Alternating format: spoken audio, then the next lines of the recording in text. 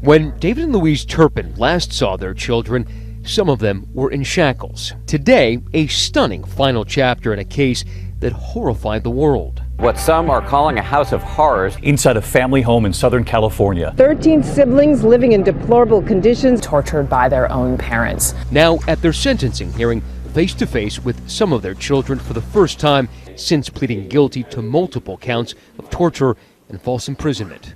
My parents took my whole life from me, but now I'm taking my life back. I pray for my children every day. I want to say again, I'm truly sorry. I am for everything I've done to hurt them. I love them more than they could ever imagine. If a parent is doing this in a moral manner, then you are offering up your children to be broken by the world in the service of God. That's a sacrifice to God. And if you're the proper parent, then you do sacrifice your children to God, because what you want from them, for them, is to serve the highest possible value. If you love them, that's what you want. And that's a mortal burden for them. And well, that's perfectly illustrated, because I think of the Pieta as the sort of the female equivalent of the crucifixion, right? Because of course Mary is integrity bound up with her son, and he's broken sort of at the peak of his power and beauty, all of that. And she has to accept that as part of the precondition of proper existence. And so there's a real sacrificial element there, and that is reflected in that story. And so it's correct in that manner, and it's a very rough story. But teaching your children values is in effect sacrificing to the world in a way that they wouldn't if you weren't teaching them the values, but it's also what allows them to live a fulfilling life. In doing that, in pre-committing your child to values, this is one of the major problems that I have with the way that the left has rewritten parenting. This idea of parenting is that you're just supposed to let your kid rush out into the world without any preparation at all, without any pre-committed set of values, and discover the world on their own without anything. Now, it's one thing to say you should encounter danger. It's another thing to make everything inherently more dangerous by not preparing your child for the possibility of a world that requires values and meaning. We live in stilts, and sometimes I wake up and I can't breathe because how dirty the house is. These pictures show one of the Turpins' Texas homes years ago. Grime smeared on the stairwells, human filth on the floors, scratches on the backs of doors and walls that the new owners had assumed were made by animals. When was the last time you had a bath? I don't know, almost a year ago. But sometimes I feel so dirty. I wash my face and I wash my hair. My whole body was shaking, and when I was holding the phone, I remember the phone was like, I couldn't really dial 911 because, I'm sorry. Shaking too much? Yeah, I was shaking, and so I was trying like to dial 911, but I couldn't even get my thumb to press the buttons because I was shaking so bad. But I was like trying to like calm down. Thank you so much. I was trying to like calm down so I could to do it, and then I finally like pressed it, and when they answered, I literally never talked to somebody on the phone. So extremely interesting, following up on your line of reasoning, that, well, let's say you do decide, well, I'm going to launch my children out into the world to let them discover everything by themselves. Well, so what happens is, well, the world becomes so terrifying that you have to protect them from everything, because they don't have any autonomy, they don't have any, exactly, they don't have any discipline, they don't have any inbuilt values, all of that. And so the counter consequence of that maximal freedom, and I've seen this with people, they have 2-year-old kids and they put no restraints on them whatsoever. They haven't taught the kid what no means. Like, and you can teach a kid what no means very rapidly. So if you have a child that's learning to crawl, for example, and you know, maybe they're going to go pull something heavy off a shelf, all you have to do is grab them by the leg and hold them and say no over and over until they stop doing what they're doing, and they'll usually cry. And so, you know, that's cruel. Okay, so you stop them. And then if you do that for a week, then all you have to do is say no, and they'll cry and stop, and then 2 weeks later they won't cry, they'll just stop. Now no is a big deal, right? Because no is the imposition of the patriarchy against that instinctive exploratory the noble force. savage, yeah. Yeah, that's right, against the noble savage, right? So it's a big deal, no. So, but then now, once your child has got that, you can leave them be. Because they can explore like mad. Yeah, that's right. First of all, you can stop them by saying no, and so that's really helpful, because if they're going to do something dangerous, a word will do it. But second, kids are really smart, and what I learned with my kids was, once you taught them that there were 5 things in the house they couldn't do, then they generalized from that, and they figured out the pattern of the things they couldn't do, and then they wouldn't do them. And then you could leave them alone. They could be autonomous. And then parents would come over who didn't teach their kids no. And they would follow their 2-year-old around like totalitarians 100% of the time, because they couldn't trust them to have any autonomy at all. Yep. So the consequence of that absolute lack of discipline is the necessity for constant supervision. 911 emergency, what are you reporting? Well, This is 911, do you have an emergency? I just ran away from home. Do you know what street you're on? No.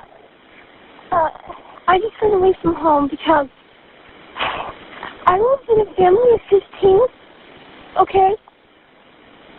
Can you hear me? And we have abusing parents. Did you hear that?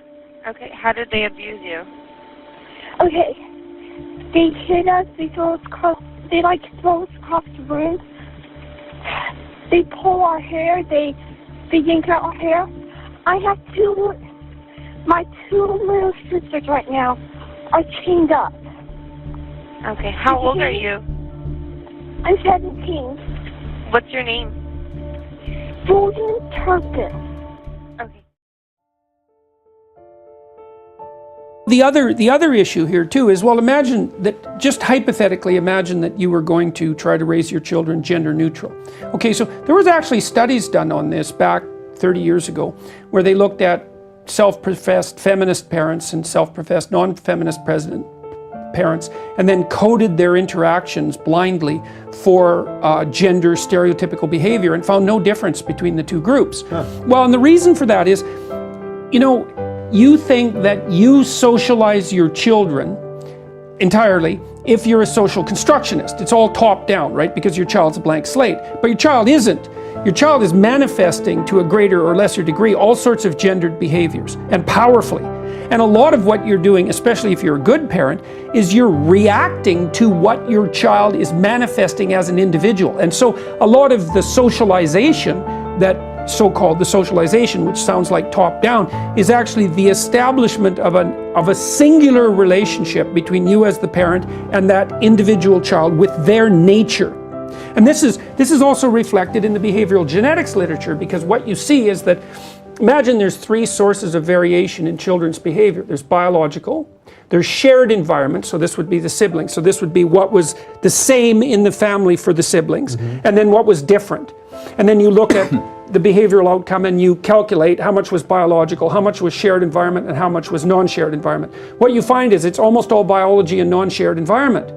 And so people have read that to say, well, parents don't matter because there's no shared environment. But it's not the case, because what happens is, if you're a good parent, is the relationship you have with child 1 is significantly different than the relationship that you have with child 2. Even though there may be moral presumptions that are organizing your family that are in common. The times when you're treating your children identically are almost never. Right. Almost never. That's right. Why would back you? to Cain and Abel, right? I mean, but this is right. I mean, like, if God is the parent figure in that story, treating your children differentially is a way of being a good parent. That's right. right. Treat your kids exactly the same. You're not being responsive to your kids, and you are teaching them that essentially there are no consequences to actions, because your kids take different actions, right? No matter what, it's the same outcome. Well, that's not good parenting. Right.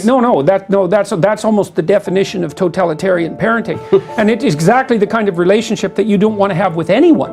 Right? You want all of your relationships to be individualized and particularized, and so we radically underestimate the degree to which the gendered interactions between children and parents are driven by the children. So here's a funny experiment. There's some evidence that parents who drink more are more likely to have children with ADHD. Now, I'm not a big fan of ADHD diagnosis, but we'll leave that aside. Okay, so then there was some suggestion that maybe, well, ADHD is part of a genetic complex that involves alcoholism and antisocial personality, because those things also clump together. And so there's various experiments done to see if that is the case, and there's a fair bit of diagnostic overlap between childhood conduct disorder and ADHD, so it's kind of messy. Irrelevant. Here's the experiment. You bring parents in to interact with children who aren't their own, and you have them do an alcohol taste test. And so the taste test is, well, here's rum and Coke, and here's vodka and orange juice, and here's orange juice, and here's water. And what we want you to do is to just rate the taste of each of these beverages, okay? And so then we expose you to some children. And one of the children is a child with a diagnosis of ADHD, and one of the children is one that doesn't. And then, so you do that with a bunch of parents, and then you have them do the taste test. Okay, well, you don't care what they rate the damn drinks, you just care how much they drink. Yeah. And it turns out that the parents that were exposed to the kids that have attention deficit disorder drink far more. Yeah, so, but it's a good example of the idea of bidirectionality in socialization. It's like, you have a relationship with your child. Now, you obviously enforce a certain degree of social norm if you're sensible, because you want your child to be socialized and desirable to other people. You want them to be able to play reciprocally, and you want them to be attentive enough to adults so that adults treat them well, so the world opens up to them, right? So that's what you're doing. But other than that, you're particularizing like mad, because even to get that child to that end state requires a particularized path. You know, my daughter was intrinsically very cooperative, and my son was intrinsically very competitive. And so the pathway to getting them both to be reciprocal players was substantially different, exactly even though the desired outcome, and they became reciprocal players. Like they were popular kids who were in constant demand as playmates, which I think is the hallmark of successful parenting, by the way. By the time, if your kids are 4 and other kids really want to play with them, it's like, you did it, you got it right. And if they're not, then something's gone seriously wrong. But there's multiple pathways to that. I'm not sure. Sometimes we live in stilts, and sometimes I wake up and I can't breathe because how dirty the house is. We never take baths. When was the last time you had a bath? What? When was the last time you had a bath? Almost a year ago. It's also one of the reasons why I have so much trouble with the way that you speak of the genderless parenting aspect. It's one of the reasons I have so much trouble with all of this idea that that everything is biologically pre-written and biologically determined, and that how you raise your children has no impact on how their future life goes, is such asinine bullshit. I mean, sorry to put it that way, but it just is. I have 2 kids under 5. It is absolute nonsense. So I told a story the other day on the radio, or on my show, on the podcast, about my son. So my son is 2.5 years old, and he is just a delightful human being, which means that if he were an adult, he'd be the worst person ever, right? Because 2-year-olds are savages. This is what they are. Anybody who tells you that children are naturally good is totally full of it. Children are naturally innocent. Children are naturally not good. Children are naturally selfish and mean and brutal to each other. And then they're joyous, and then they're full of joy, right? This is what they are. And so my son, he has an older sister, and his older sister loves sparkly things. It's just her thing. She's a girl, right? And she's very girly. And so she has all of these sparkly shoes lying around. And so my son decided that he wanted to go and put on his sister's sparkly shoes. And I went to him and I said, no, those are girl shoes. I said, no, those are girl shoes. We don't wear those. And he said, and he started to fuss. He said, no. He said, I won't say her name. I want her shoes. I want her shoes. And I said, those are girl things. And then I took him to the Western Outfitters over here in Van Nuys. Yeah. And I got him a pair of cowboy boots.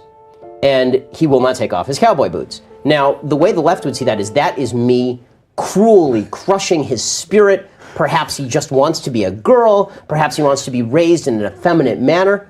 Yeah, except that by me giving him the choice, by going and getting him cowboy boots and then saying, here's some cowboy boots, and that's more gender appropriate, it turns out that that's what he likes. And you know what? Even if he didn't like that, he's 2.5 years old. I get to decide for him. The amount of hate that I'm going to get just for sitting here listening to you tell that story of how you parent. And I didn't push back on Shapiro, who didn't want his son to wear sparkly shoes, Ruben. He's not an adult. When he's 17, if he makes an affirmative case why he should wear sparkly shoes, go for it. Yeah. When he's 2.5, I'm the guy who gets to instill the system that I think will lead to his greatest happiness. I am the totalitarian in my own house. I am the king of my own house, and I get to determine whether I think my child will live a happier life struggling with the desire to wear sparkly shoes at age 25, or whether it might be better for him to be brought up in a situation where it's easier to choose in line with gender stereotyping that, by the way, is reflected over every human culture. The idea that gender stereotyping is unique to the West is absolute nonsense. There are differentiations between how we treat men and how we treat women in every culture in the history of humanity. I don't know much about my mother. She doesn't like us. She doesn't spend time with us ever.